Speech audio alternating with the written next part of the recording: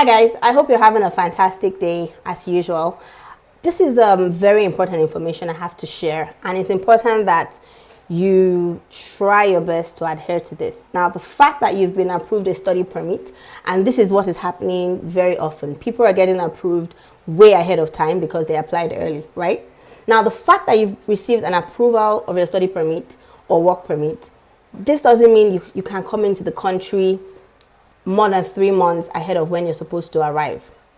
Please, please, please. We're getting a lot of people who are coming in and the CBSA officer is asking them to get, for example, in the case of a student, the CBSA officer is telling them, your school starts in September. What are you going to be doing from now to then?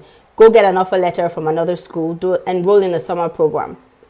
Now, if they're not able to do that, they face the risk of getting deported. They would have to leave the country because they face the risk of being deported. Now, there are two situations. The second situation is that the person got approved his study permit and did not take any advice, did not ask any questions. He got on the next flight into Canada and arrived. And at the port of entry, the officer says, why are you coming so early? Your program starts in September. Now they've told him to get admission for a summer program because this is This is March ending. They're asking him to get a summer admission so that they can issue him a study permit. The problem is his school does not have any available course for him and he's stranded. He's thinking about what he can do. Now, please, the fact that you've been approved a study permit way ahead of time does not mean you can travel immediately. You're going to be putting yourself in a lot of trouble by doing that.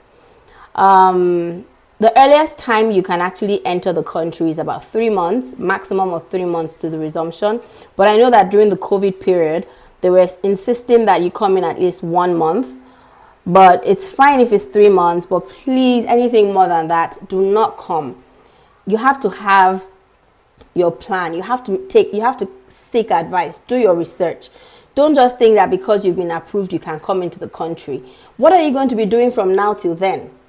So please, this is an advice I'm sounding out. I think I've done a post similar to this a little while ago, but it's important that I had to do this video because there are two different people that I know now. I don't know the other person personally, but the first person, which I didn't really say what happened. Now, the first person, he had his study permit and the school that issued him, the letter of acceptance, he had exceeded the number of times he could defer, and so they were refusing to make a new offer, and so he was a bit stranded.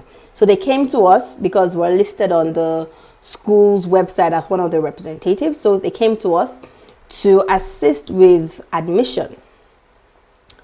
And so we were in the process of doing that when this student made a statement saying maybe they will just come into the country. And immediately he said, please do not travel without a valid letter of acceptance. I didn't even know that they were still going to travel. And so the next thing, they called me at the port of entry that the CBSA officer is not letting them come in. And I'm like, letting you come into where? They had already come into Canada. They were at the port of entry in Canada trying to come in. You don't have a valid letter of acceptance. Why did you travel? Please, don't take risks like this. His situation had to be handed over to a lawyer to assist with because it got really complicated. And thankfully, it was resolved. But please, I'm sounding out this warning to anybody who is thinking about doing this. If you don't have a valid letter of acceptance, do not travel. If your program is not starting. So like I was saying, please do not travel to Canada if you don't have a valid letter of acceptance. And if it's more than 3 months ahead of when your program resumes, please just be patient. Don't mess up this whole opportunity you've gotten just for if you even come into the country, what are you going to be doing? You cannot start working until you start school. The fact that you can work and study, it's until you start schooling that kicks in. The work permit portion,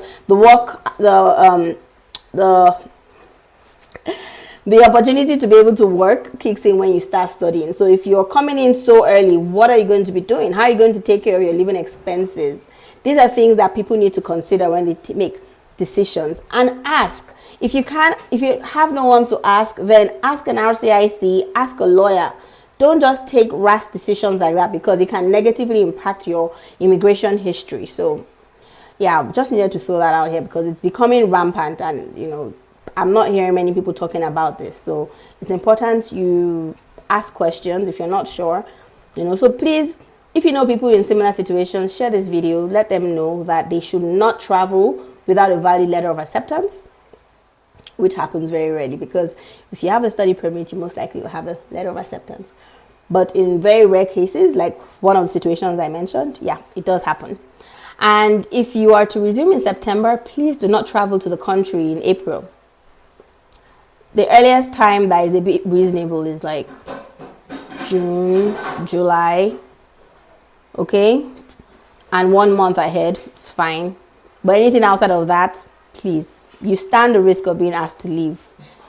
So I hope this has been useful information. I'm sorry, I have so many videos I'm supposed to have posted, but it's been a very busy few weeks, and I'm more active on Instagram, but I actually plan to be more active on YouTube, so bear with me.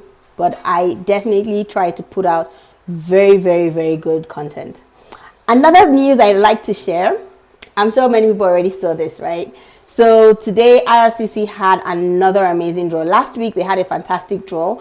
They invited 7,000 people to apply for permanent residency through the express entry system. Now, they invited the minimum cutoff score for last week's draw was 484. And then this week, today, they had another draw, and the minimum cutoff score was 481. Now, to me, this means that the scores are dropping. So if there wasn't a better time to get into the pool, I would tell you that this is the time you need to get into the pool as soon as possible, because if you're in the pool, you have to be in the pool to receive an ITA. And if you're in the pool when they have these draws, by God's grace, you will get your ITA to apply for permanent residency. So I hope all this has been useful and informative. Make sure you subscribe to the channel, Enter Canada, and turn on the post notification so you don't miss a post, a video. And also follow us on Instagram. Take care.